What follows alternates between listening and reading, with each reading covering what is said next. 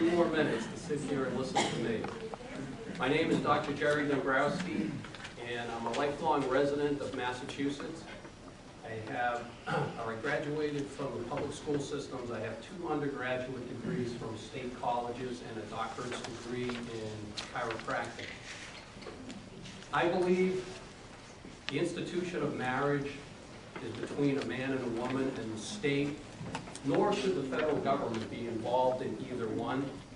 I also believe that life starts in the womb, and it doesn't cease to exist until you take your last breath on this planet, and as the Father said, you get your glorified body. Recently, we just had a universal health care bill rammed down our throat that placed the value of life or on a flow chart, or as a diagnosis, prognosis, or what your quality of life will be, your age, or how much it's going to cost, or the price it's going to be. What is the value of life? How much is life worth? We just had a Louisiana senator who put a price tag on life as $300,000 when she changed her vote to vote for this universal health care bill. We also had a Nebraska senator who said life is worth a lifetime federal aid to his state's Medicare program. We just had a congressman who said life is worth a high-speed train and airport renovations. What is life worth to you? And what is life truly worth? I've always had a special value for life, but recently I've had a more affinity for life and what life is actually worth. My wife just passed away in February from a 7-year battle with breast cancer. Now, bear with me if this gets emotional. I get emotional. I don't know whether you guys do. And it's made me reflect on what life is and what this health care bill actually means to us, or to me as an individual. In February, February of 2008, I believe, was when she was diagnosed with metastatic breast cancer that spread to both of her lungs, all of her lymph nodes, to her liver, 2 vertebrae in her lower back, and her right hip.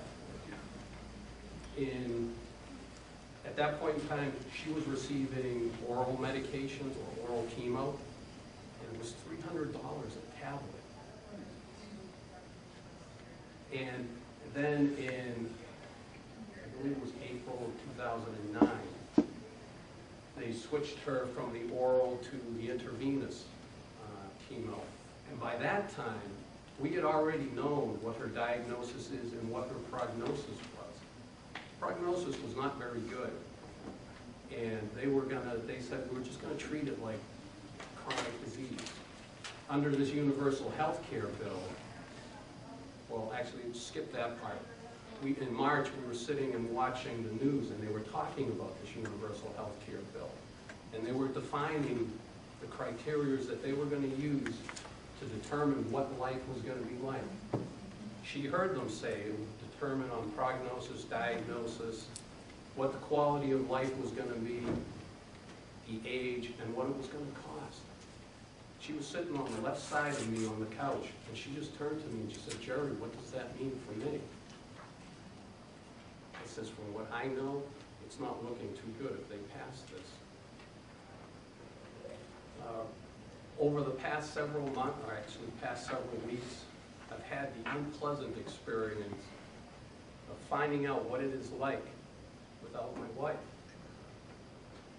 Recently, I had a conversation with my brother, and he said, or we were just having a conversation about just life's events, and then we got into talking about materialistic things, houses, cars, how nice it is to have a new truck or a new car or a new house. And I just looked at him and said, you know what? They don't mean anything. They're just things. They can be replaced. I crash my truck, the insurance company will pay for a new one. I would give every single one of those up to have the life of my wife back again. So what is the value of life? We're all here for that reason, to learn. We learned a whole lot. I learned a whole lot from watching the father before me tell us about MRI scans and all that stuff. What is life worth? I've learned it's worth a whole lot more than I thought it was after I lost my wife. The decisions made in Washington by all of our representatives, or our senators and our congressmen, whether it's on abortions, whether we're going to pay for them or not, like this universal health care bill says, or whether it's on the definition or redefining what marriage is. The congressmen up there don't just affect or make decisions for their districts. They make decisions that are going to affect all of us across this nation. Today, I'm asking for your help and obviously your financial support to help put somebody in Congress who actually respects life and believes that marriage is an institution and not something that should be redefined by a bunch of senators or state reps. So with that, I'm going to close and thank all of you. Thank you for... Okay, we've got 2 minutes. Anybody have any questions? What district are you in? 7th Congressional. Belmont. Do you have a phone number, son, so we can contact you for work? Yes, we actually have a whole bunch of those propaganda cards. So we can pass those out now. And, when you say you believe that life begins in the womb, do you mean at the time of conception or when it is the fetus starts to grow? When you say that you believe that life begins in the womb, do you mean at the time of conception, or do you mean that when it hits the womb? as soon as we know that there's a human in there, that's when I think we start. I mean, before it attaches, I mean, are you an advocate of Question is embryonic stem fertilization cells? versus implantation. Which do you think? I would start with fertilization. What else is it going to be? That's right.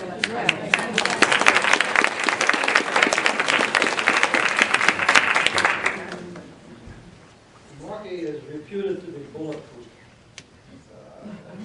The only one who I know is bulletproof is Superman. What are your odds? My odds were always good. Never say never, or the only one that can say never is me. And right now I'm not saying never. And he can be taken down just like any other man. You got all your signatures? We're still working on all of those. So you have one for Belmont? Probably have one started. One for Belmont. Okay. Claire, be sure to let them know, because they can always use the shower. Yeah, we'll take volunteers, anything you can offer, except taxes. Not good, but I was just wondering, were you able to help your wife with giving her chiropractic care? Have another one, please. Well, yeah, I'm not the conventional chiropractor, I'm what's called a specialized kinesiologist. So I do things a whole lot different than the average chiropractor. My son is a chiropractor, too.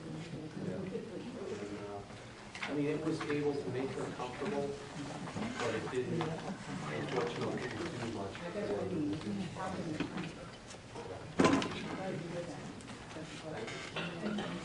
Any more? Thank you very much. Have a good afternoon.